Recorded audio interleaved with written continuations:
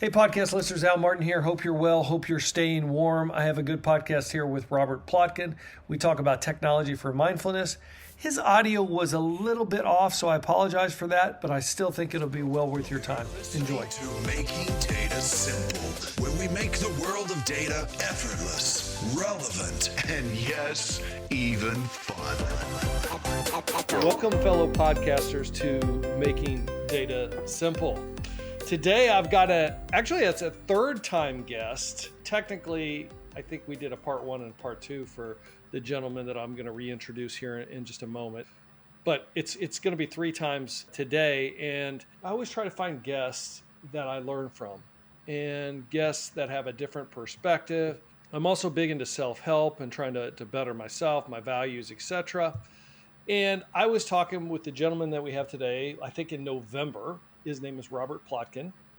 He's a patent attorney. Yes, I don't have a lot of patent attorneys, particularly that come back or invited back on a regular basis. And this will be his third time in 3 months. I mean, like I said, the last time was more of a part one and part two. So technically it's only two, but it'll be the third podcast that we have on Robert. So that's a huge testament to the gentleman. And last time we talked about all things patents because I wanted to learn about it. We talked even advice for law students because my daughter is in her last year of law school. You know, we started with what is a patent. We worked through how to, or the process of driving patents, if patents are ready for AI. We talk about cost, the future of AI. And at the end of the discussion, he caught me with another nugget that I couldn't do without. And he was talking about technology for mindfulness and the fact that he had a site on technology for mindfulness. And even in the past has had a podcast on it. So I talked to Robert. I said, I want to talk about that. Let's get you back on the podcast and deep dive on that. And so if you're okay, Robert, that's what I wanted to do today. Absolutely. It's a topic I'm really passionate about. I did spend quite a few years running that website. It's still up, technologyformindfulness.com. People can go there, listen to the podcast, get tips on how to be more mindful. But it's something I do my best to integrate into my own life every day. And I love helping people learn how to be more mindful and focused and less distracted in their use of technology. Oh, I love it. So I think you're going to catch the attention of many a listener right now. So first, welcome back to the show. We had a good time in November. I think it was November 2023 when we first did this discussion. Now we're in 2024. It's about technology for mindfulness. But before I go in there, I always do this, and it's a practice of mine. I feel like it's a good best practice. And this is, I know you introduced yourself last time, but if you don't mind, please introduce yourself again. You never know. There may be some crazy people out there that this is the first time they've heard you, and they're going to have to go back and hear the other two podcasts. But please introduce yourself. Yeah, thanks so much for having me back. I'm glad I was interesting enough to get another invitation. And I'm Robert Plotkin. I do wear a few hats. I'm a patent attorney at Blue Shift IP, small boutique law firm I co-founded where we obtain patent protection for innovative software and AI for individuals and companies. So that's one thing I do. I also am very passionate about technology and mindfulness, which is really my interest in that was sparked by my own desire to stay more focused while working as a patent attorney way back when smartphones and constant availability of the internet were making it harder and harder for me to stay focused in my own work, which required me to be using technology all the time. But technology, by becoming ever more available, was becoming more and more distracting. This was back in first decade of the 2000s, around 2005 onward. It may be hard for people to remember, and maybe younger people have never experienced computers as machines that could help you stay focused. I'm talking about pre-internet days when you had a computer, maybe one, I'm sure you remember, that didn't even multitask, where all you could do was run one piece of software on it at a time. Multi-threading was a big deal. Yes. I remember my first computer as a kid was an Atari 800, and I believe you had to put a cartridge into it to make it run a word processor. And then all you could do is type a document in. There were no distractions. There was no notifications popping up. There was no email. There was no ability to switch to another app. One of the things that drew me into the world of computers then was that I went to my computer when I wanted to become and stay focused in deep work for long periods of time. I mean, that's not how we think of computers now anymore. We think about what do we need to do proactively to defend ourselves against all the distractions we're going to face when we open up our smartphone or sit down at our computers. It is a constant battle. So that's how much things have shifted. But that gradual shift from a focus enhancing machine to basically distraction machines was what motivated me to really delve into how to become more mindful, what I could do, and then eventually to teach other people about what they could do to get all of the benefits of computing technology and minimize the distractions. So that lead in, that part that piqued my interest. I mean, right there. And that's why we're back again. I know I asked you this last time, but if you were to push yourself on one side of the fence, would it be law or would it be a techie? Which one are you? I am a lawyer who's passionate about working with other people who are developing innovative technologies and in developing my own ways of using technology and even in developing technology. I am an inventor on many patents for my own inventions, which I've licensed to other companies. So I am an innovator and a technologist and inventor myself. So I probably fall a bit more on the techie side, but I have been a patent lawyer for over 25 years, and I just love using that side of things to help innovators protect and defend their technology so that they can grow and be successful. I have asked a few attorneys, and they always talk about, hey, I'm an attorney first and technology second. In your case, your technology, and then law, which I do think differentiates you. And then that's, again, why we're here again. How did you get there? Yeah. Well, like I said, I was finding in around 2005, 2010 period, it was becoming harder and harder for me to stay focused in deep work as a patent attorney because of the way in which technology was developing to become more and more distracting. It seems like smartphones have been around forever, but just remember the iPhone, I think, wasn't launched till 2008, 2009. And even then it had very limited number of apps. So smartphones weren't a factor in distraction. Now they're a major, major factor in distraction. It's essential in the work that I do as a patent attorney to be able to sit down for extended periods of time and get really deeply focused and stay focused deeply in the work that I'm doing. And I both have to and benefit from using computers to do that work, whether it be for writing or for doing research or analysis. So it really was not only because I'm a techie and I enjoy using computers to do my work, it's an essential necessity to do my work. So it was never an option, as I found technology becoming more distracting, for me to just say, oh, well, I'll just put the technology away and stop using it. That's my answer. That was never an option, and it was never what I wanted to do. And because I had that past experience from the 80s and the 90s of using computers in ways that were not distracting, I knew it was technologically possible for computers to do their job and to help us and to be tools that served our needs without also constantly trying to distract our attention away from what we were focused on. It was just that for mainly commercial reasons, technology was developing into more and more of a distracting technology. But I knew that, and that was not a technological inevitability, that there were ways to refine the technology to get back its sort of focus enhancing features. And that's a big part of what motivated me.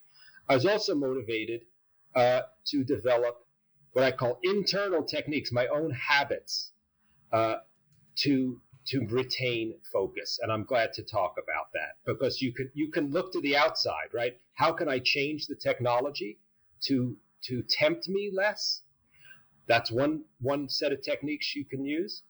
What can I do to develop the technology or choose which technology to use? Or I can look internally and say, what habits, practices, routines can I develop to keep myself on track and to stay focused on my own goals and tasks and projects, rather than being steered around by the nose from whatever distractions the technology is offering up to me?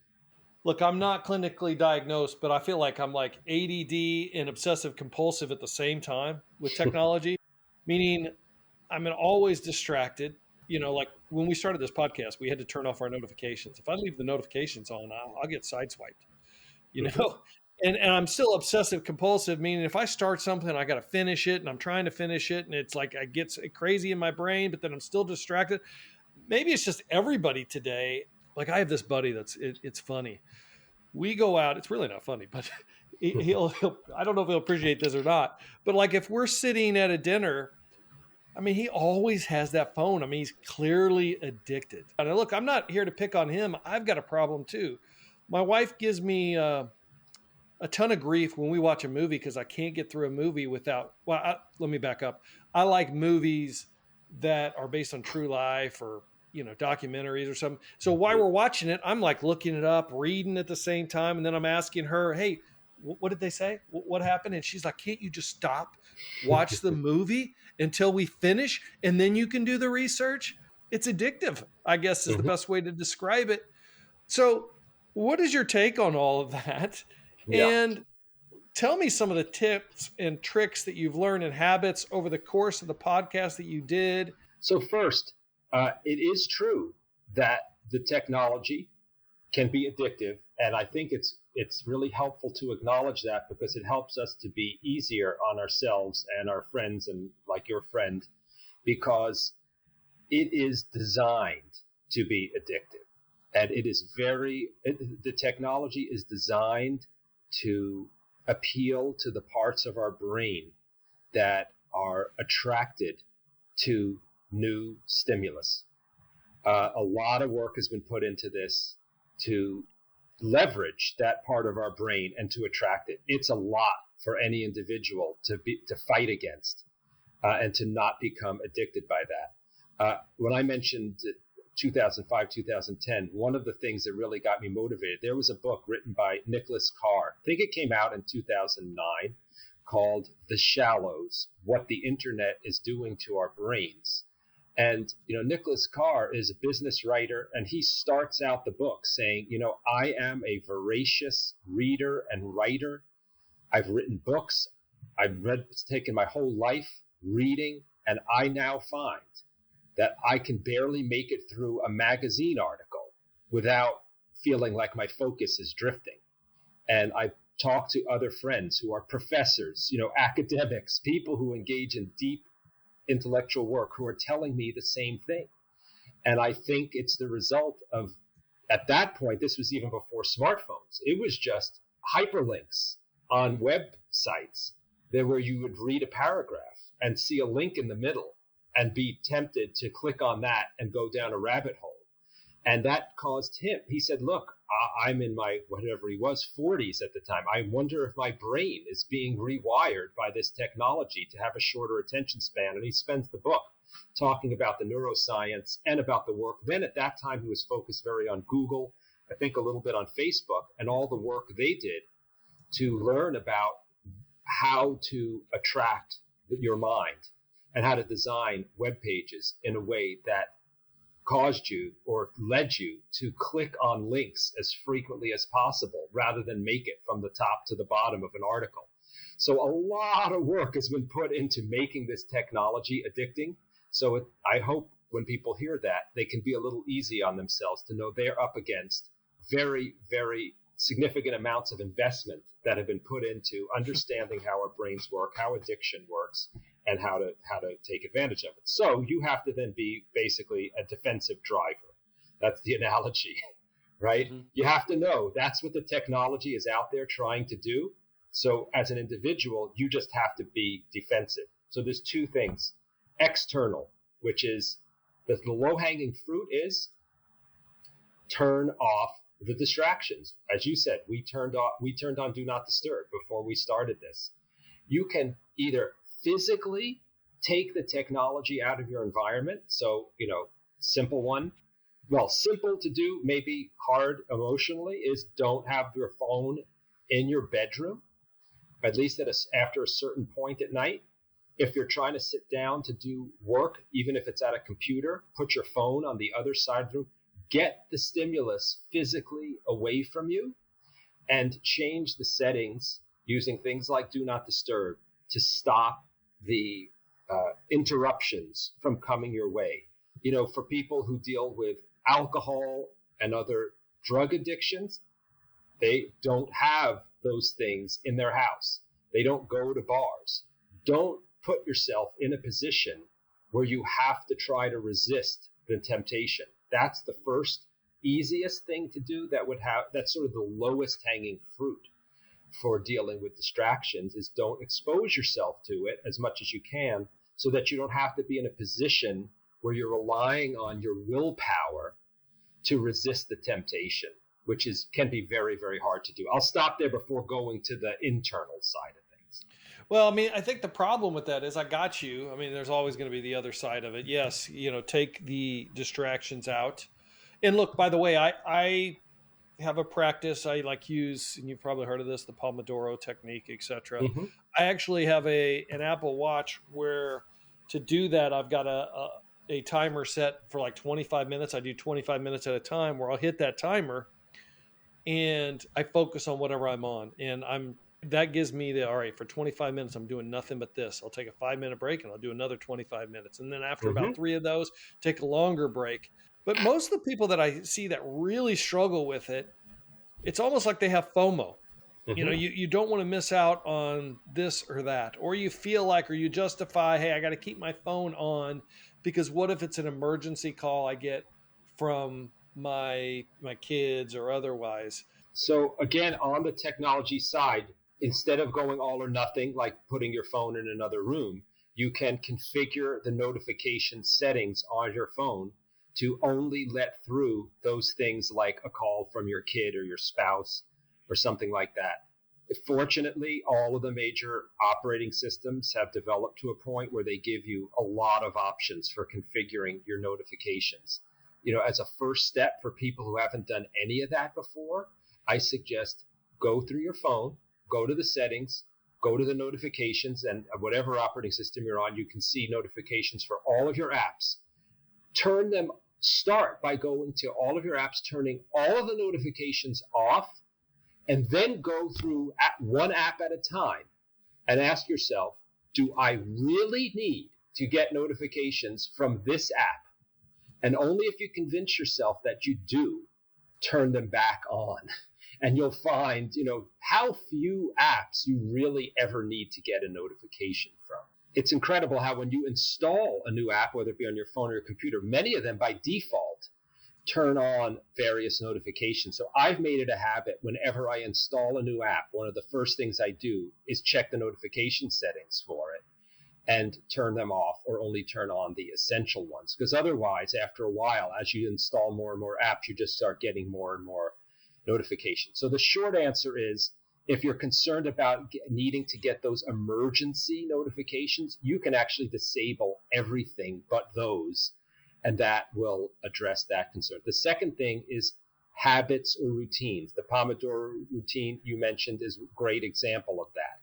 It doesn't require you to have too much sort of internal discipline, because you're using external cues like the bell from your timer to trigger you for when you should do certain things, like stay focused on work or take a break. I actually like having timers that have a little bit of background sound, like a waterfall. Different people like different. It helps me stay focused during that time, to have that white noise or something else going.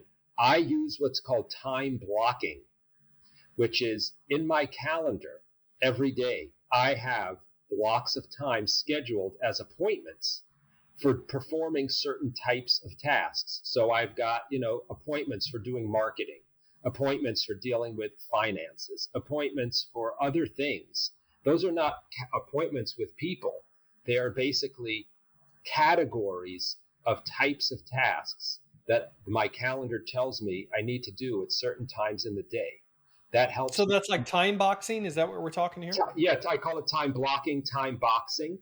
Yeah. It helps to keep from bouncing back and forth between different types of tasks. And I find that if I've got 5 different marketing related things to do, it's way more efficient to get myself into marketing mode and at a certain time start working on those and then knock out all of those marketing related tasks at once rather than spread them out interspersed, at random points throughout the day.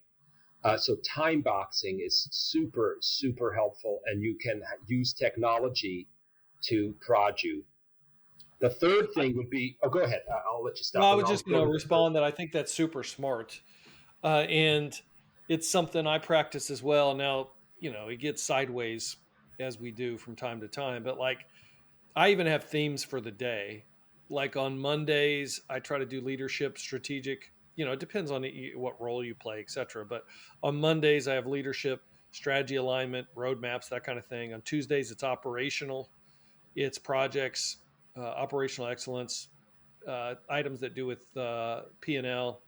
Wednesday, I try to keep to focus days because I feel like it's the best day of the week for me to, like today, we're doing a podcast today. It's more on, my brand, learning, things like that. Thursdays, it's networking, industry clients, teaming. I mean, I talk with clients all during the week, but this is something I want to go out of the ordinary to reach out to a client, haven't talked to in a while, new client, whatever. And then Fridays, I do culture, which for me is people, careers, some additional visioneering. And then I even have for Saturday and Sunday. Saturday's like more home, catch up, reading. Sunday's family, relationships, charity, etc. I try to organize into those themes because I'm with you. Why? Because I don't want to context switch as much as we're doing. Mm-hmm. And good news is I have an administrator that knows, my intention there, and then also categorizes my meetings that I do have in. I got a whole bunch of different colors. Mm-hmm. Like I'll just give you one example. If there's more than 8 people invited, I ask her to put those in red. Just so I say, well, am I really going to get the value out of this? I mean, sometimes you have to go to it. It's an all hands or something like that. But I do want to be mindful of too many people on a call, et cetera. So anyway, I just wanted to respond that I think that's incredibly valuable. It's been valuable for me. But I think you got to continually reinvent yourself. Not only do I do that, during the day, I try to categorize, time block like you do. And I start with like, personal health. That's the first thing I do in the morning. My brand, which includes the learning and stuff. And then big rocks that I want to move that day. Mm-hmm. Mm-hmm. Next action that are basically operational oriented, and then admin. In the admin, you got to I consider email admin, and I put it in that category. And there are times where I track all this stuff to see where I'm spending my time, because I'd rather spend my time on the first 3 of those, like health, my brand, and big rocks. The rest are more operationally what the most I can delegate or get somebody else to do my work for me. That's what I want to do. But man, it gets off so often, and you got to reinvent. And sometimes just the reinvention, actually, I have to do to keep my mind interested in keeping this discipline. Otherwise, man, I'm all over the place. I mean, I'm on board with everything you said, which is that one, everyone needs to adapt these principles to their own work and their own personality and how their own mind works. Everyone is different. So some people find it really easy to do deep focused work first thing in the morning. That's not me. I'm better starting around 11 o'clock or so, going to later in the day, but that's just me. So I can't tell someone else exactly how to set up their own time boxing. Instead, take the general principle and apply it to you and your situation and your own habits. I got a question on that you're not going to be able to answer, but I'm going to ask it anyway. I mean, and here's the question. I am actually like you. I mean, if it was on the weekend, now part of it's because you've been going crazy 100 mile an hour all week. I usually take some time to get started, and around 11, like you say, then I get going, and then I work late. I think, my natural inclination. Mm-hmm. But based on the job that I have, if you wait past 11, I'm done. I mean, because I will get bombarded. My day gets taken over. So I've had to become a morning person. I mean, is that just, settle with it out? Or is there any other techniques that you found in your research that I could use to better leverage my natural inclination to be more effective later, even in the evening? You could try practicing it. It is amazing how plastic the brain can be. And that if you stick at a new habit and try it and drill it over and over and over again, sometimes you can surprise yourself. I don't know, though, whether that would be the case for you. What I've done for myself is, because I know what types of tasks I'm better at doing at different times in the day, I don't bother trying to do the non-productive things at those times, because I'm just going to spin my wheels. Instead, I've learned what are the other things I need to get done during those times, and I do my best to allocate times for when the task will work for me. But as you said, we don't all have perfect control over when we get to do things because of our boss or clients or other work situations. So just do the best we can. I mean, maybe a bigger theme here is, don't let perfection be the enemy of the good. None of us are going to be able to do any of these things, quote, perfectly. Not only because of external circumstances that are outside our control, but just because things shift over time and we're not going to adhere to our own routines or habits perfectly. But that doesn't, sometimes people get frustrated and say, forget it then, but that's not the right answer either. If you could make a 50% productivity gain, but rather than 100%, why wouldn't you still go for it? I think that's smart. I mean, you got to start off small. I'll tell you one thing that, like I keep saying, is, look, I have great intention, but I get thrown off like everybody. And then I get depressed that I get thrown off. But you got to remind yourself, hey, just get back on the horse, keep chopping wood. I mean, I think one of the problems is, and you outlined it in your intro here, is that for me, my values, and I do try to live by my values. My values are health, family, purpose, and wealth. I find that in that order, and purpose is very important to me. And because we're so, follow me here, because we're so distracted, I think my focus begins to drift. And if I don't have immediate impact on something I'm doing, I tend to get, that's that purpose piece. It seemed like, like if you look at social or something like that, you get an immediate impact. So now my brain is like trained. If I get into something and it's like a project, I got to work on it, and it takes time, right? I gotta get into it. I gotta focus, and I'm like, I get immediately discouraged because I'm like, there's not enough impact, not enough purpose. It's not coming as fast as I want it to. I mean, I got to continue to combat that. And like in 2024, my theme, I always have a theme, is impact. I want to live my values, and around that impact, I got a how that I always do. And then I have a quote. The how is like, I start with the ordinary, and you got to continue that. I should have something that follows on the continue, because you just start with the ordinary, good things will happen. Give yourself a break. Like you said, be easy on yourself.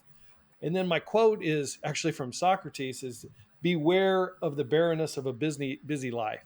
So find the impact, but give it time. I mean, I don't know if that resonates with you, and if you have different thoughts around it and how to do that. But man, if it's not impactful, like immediately now, I think my mind has been trained like, oh, this is very frustrating.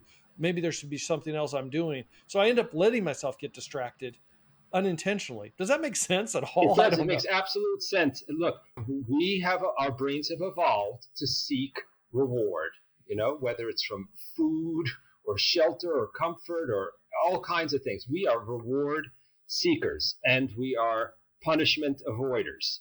That's what we seek out the good, we avoid the bad. So now, I wouldn't call this a trick necessarily, but there is a trick in a sense to help take advantage of that, even when you're in the midst of a very distracting environment, and when your mind is competing against other things, like you said, social media, that give your mind little doses of very positive reward that can tempt you away from what you actually intentionally wanted to focus on, which is, If you break up your big tasks into smaller ones, really, really small ones, it can not only help you to get those tasks done in the maybe small amounts of time that you have available during your day, but when you frame those smaller things as complete tasks, you can give your brain the feeling of reward when you complete them.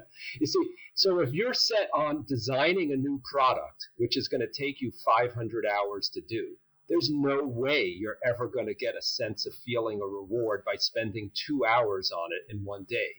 But if you broke that up into a lot of small tasks, including something that you could feasibly complete in a half an hour in one day, then when you complete that thing, you'll check it off your list, and checking it off the list will give you that little hit of dopamine, which says, I just got something done.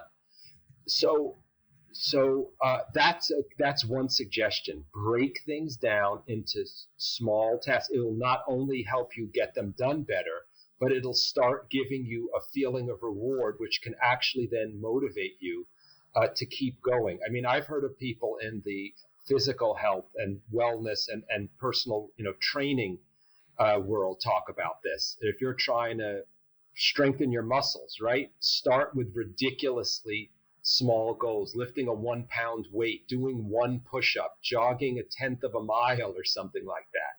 Because if you start with the bigger goals, it's why New Year's resolutions so often fail. People set these ridiculously large goals. I'm going to lose 20 pounds. And then they lose 2 pounds and they feel like a failure. But what if you set your goal of losing a pound every other week?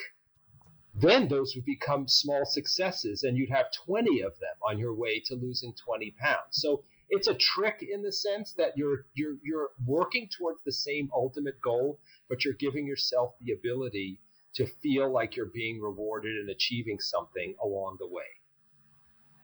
I think that's good advice. I think from my perspective, I do okay, because I do agree you've got to break it down into smaller ones. And I do get that dopamine when I check something off the list.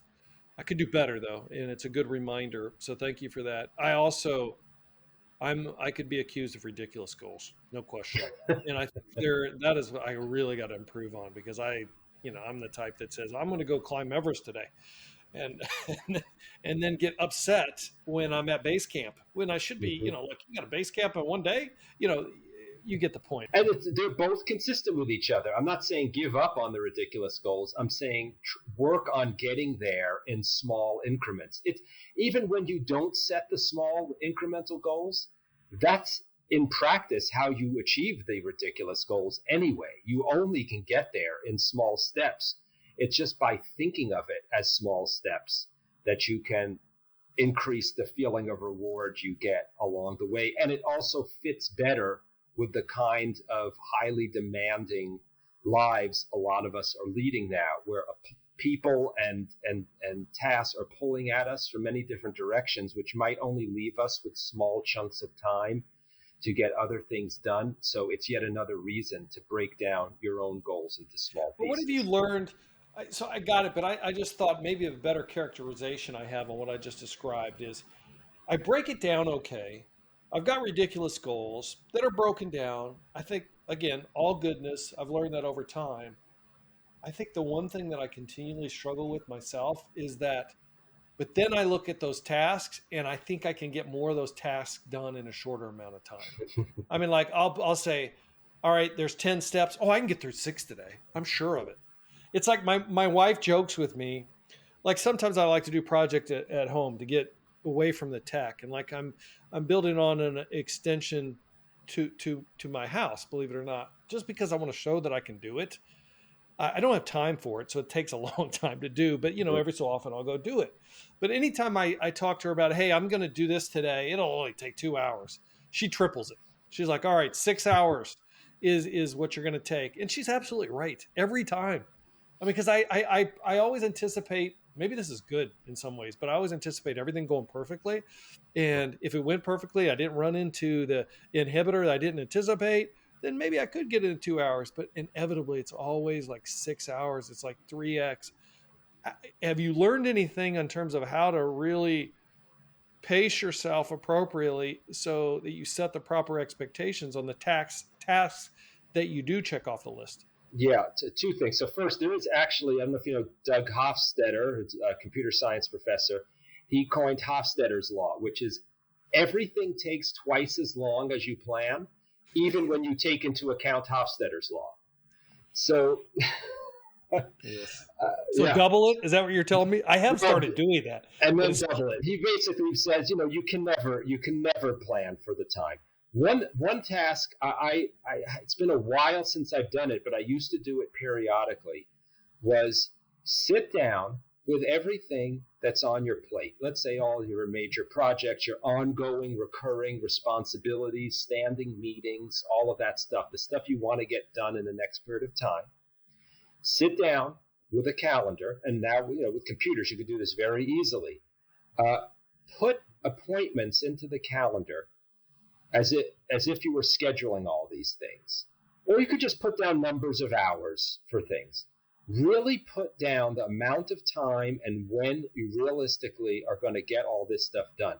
By putting it down in a visual form, you will probably see there is no way you're going to get everything done in the amount of time you've allocated to it. And that may seem depressing, but the purpose of the exercise is that most people just have a vague idea in their head. Oh, I've got all these things to do. I think roughly they're going to take this amount of time each, and they don't plot that against the actual number of waking hours they have in a day for the next week or month or 6 months. And if you do the exercise and see right in front of you visually that you're never going to get everything done in the time you need, it is at least a starting point. It's like a wake-up call or a splash of cold water in your face. Because then if you have someone else ask you, Al, how are you going to get this done? You might be tempted to say, I'll just make it happen. I am that good. I am that diligent. I am that determined, right? I'm just going to, But then have that person or yourself push back and say, look, that's not an answer. That's not a realistic. I'm just going to stay up later. I'm just going to work weekends more. I'm just going to sacrifice other things in my life. Okay, I mean, at least that might be an honest answer, but it's going to stop you from just relying on this vague idea, which only sets you up for failure and disappointment. And then you can go in multiple directions from there. You can say, okay, is there anything I can cut out of my plans? Is there anything I can defer? Are there other people or resources I can turn to delegate or collaborate with or partner with? At least once you see it in front of you, you can then start asking, what are the practical ways to get this stuff done in the time I need, or not get it all done and get rid of some projects or defer things until later. But that harsh reality of calendaring things is the first step. I do think, to your point, I think that's a discipline everybody should listen around, is you do need to calendar, you need to prepare, end each week with cleaning things up and start each week by calendaring it. I will say, though, Robert, I still struggle. Look, everybody's going to struggle, but I calendar it and I still think I can get more done. Well, here's what I've learned. It works pretty well for me and it may not for others. I always calendar like around 8 hours of the day. Now follow me here. Like I said earlier, I have the different categories per day. 2 hours in myself. That's health. That's my brand. About 3 hours for big rocks, a couple hours for next actions, and an hour for admin. And I try to push that admin down as much as humanly possible. If anybody's counting, that's 8 hours, if I got my hours right. But that doesn't count on for all the meetings and different stuff that I have today. So yes, I do work. I work a lot of hours. So I try to get those in. Then I've got meetings, etc. So you're talking a lot of hours. I won't tell you how many hours I work. But one thing I do is I try to map out 2 days, like 48 hours of where things that I want to get done. I also, and I've not been good at this, try to do a weekly view separately.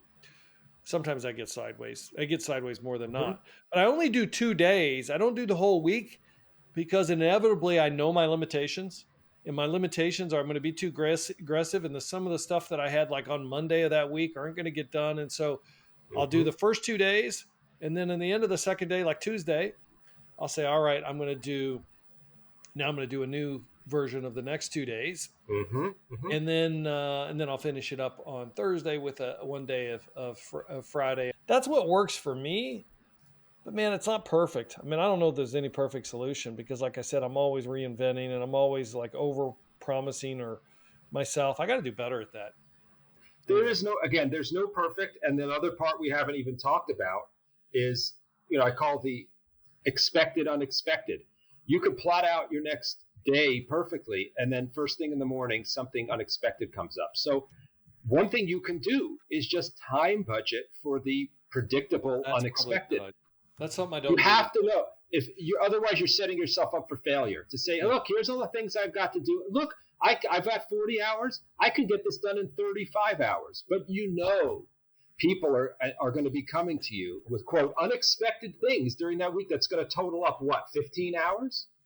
So that's another thing. But what I really like, and just to point out to your listeners, is, you mentioned what I call recalibrating, right? You do it in engineering all the time. You have a system for yourself that's not perfect, but at least you have a way to recalibrate your plan. You don't just set the plan on Sunday and then mindlessly try to execute it throughout the whole week, even when circumstances are changing. And now deciding how frequently do you recalibrate, that's up to everyone individually. Once a day briefly is probably not a bad idea. Then you do bigger ones less frequently. And in terms of when, I personally like doing my daily one at the end of the day. That's just me. I've heard someone call that parking the car uphill, meaning you are getting yourself ready to start the next day, at least knowing what your plan and goals are, so that even if as soon as the next day starts, you're derailed somehow, at least whenever you get a free moment, you can go back to the plan you laid the day before. Now, some people really like doing that daily planning first thing in the morning, maybe before they even start work. It could be at the breakfast table or something. So that's a personal choice, but I mentioned both options because they can both work. And then you have to have a way of reassessing and recalibrating on some period of time. I need to do it better the night before. I usually do that on a Sunday or something like that. I do that pretty well, but then once the week starts, then it's usually in the mornings, which works out okay, but I think it'd be better if I did it the night before. So I need to work on that as well. I know you had two websites, and you got robertplotkin.com, and then the older website is Technology for Mindfulness. Now, I noticed you did like almost 100 podcasts out there. I guess first question is, why did you stop? And is the Technology for Mindfulness website that you have out there still valuable? Or should we be using robertplotkin.com? Yeah, they're really for two different purposes. I think for Technology for Mindfulness, it was during the pandemic, and I got caught up with other things. I think I had also felt like I might have not explored everything, but I put up, as you said, almost 100 podcast episodes. I felt like I had somewhat played out the course with respect to Technology for Mindfulness, but the site is still up. You can listen to the podcast episodes. You can read the blog postings. The podcast episodes are almost all interviews, like the one we're having now with people. They were psychologists, educators, historians, meditation teachers, and mindfulness experts. I had people from all different angles talking about this. We haven't even talked about the mindfulness meditation side of things, which is another thing that, I am a meditation practitioner, and it's something I have found very helpful in all of this, which, it helps me to catch myself before I go down any kind of a rabbit hole too far, because that's part of what mindfulness training. Let's jump into that real quick before we run out of time.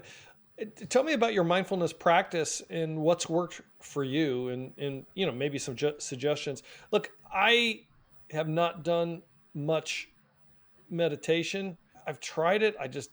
I haven't been successful at it.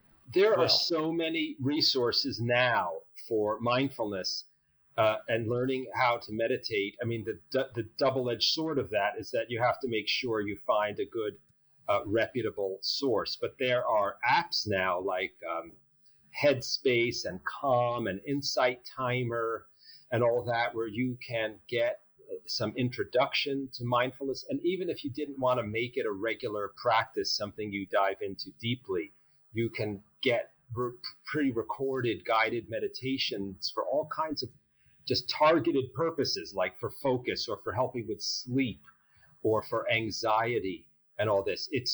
There is so much more out there than when I started, when you had to, for the most part, go to a meditation center or teacher or retreat or something like that.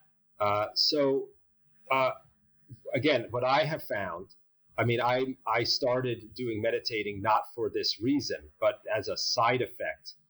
If you practice mindfulness meditation, it's something that helps you gain the capacity to notice your own thoughts, your own feelings, and it can do things like help you to notice when you are feeling a temptation to engage in a distracting activity and catch yourself internally before you even act on it, or to catch yourself shortly after you've started acting. So it's an sometimes people call it developing that internal muscle of noticing your own experience, and it can help to stop going down rabbit holes for too long. How do you do that? Give me an example. Well, I mean, when I started, I actually was living near a mindfulness meditation center, the Insight Meditation Society, which is one of the oldest, if not the oldest, meditation retreat centers in the U.S. So I had the very good fortune of living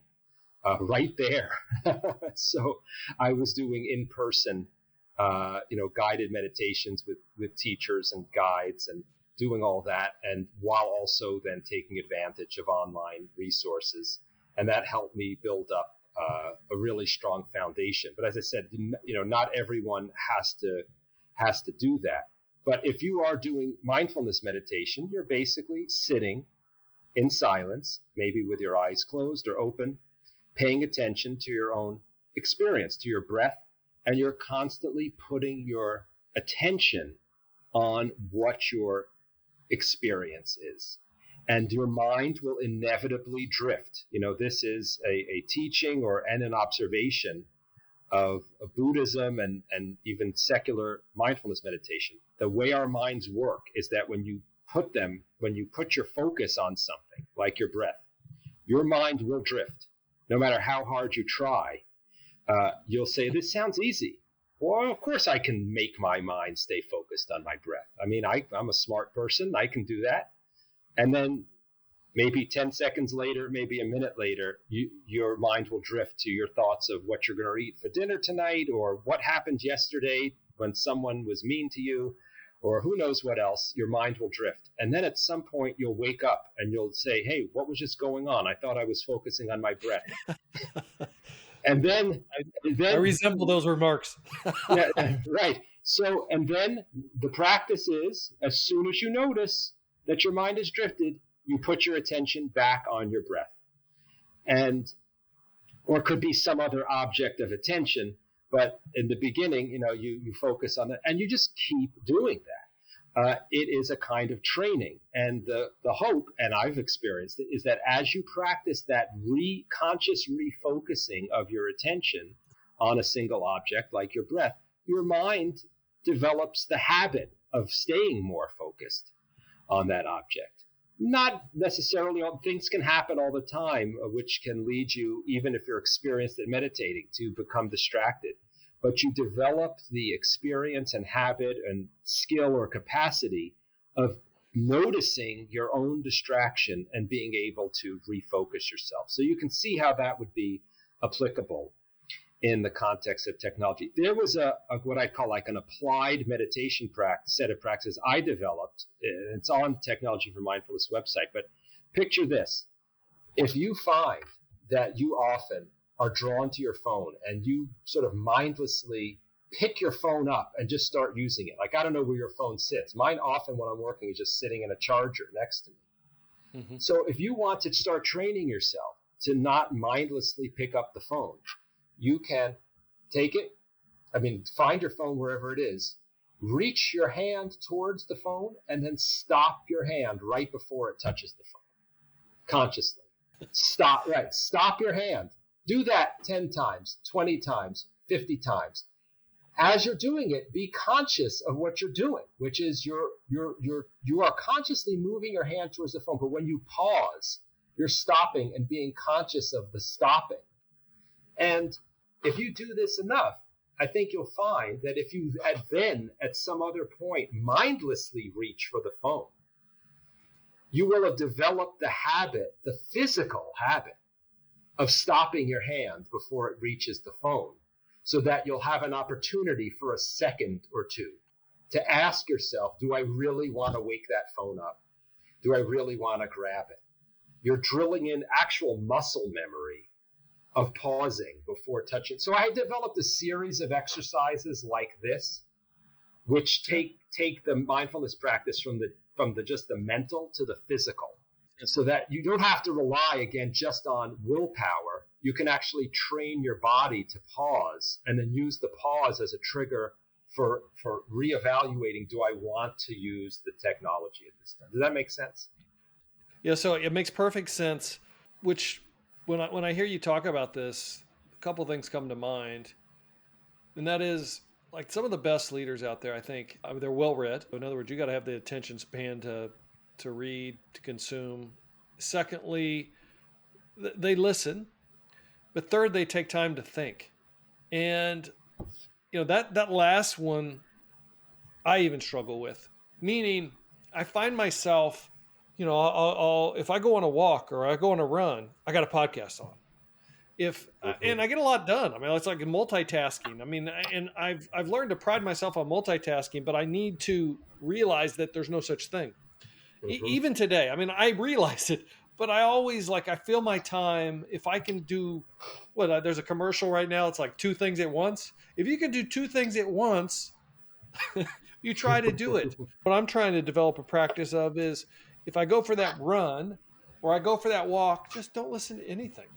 Just think, relax, because I don't think I'm doing that enough today with all the different distractions that we have. Yeah. People talk about getting great ideas in the shower. I actually do get great ideas in the shower a lot. How long are you in the shower, man, baby?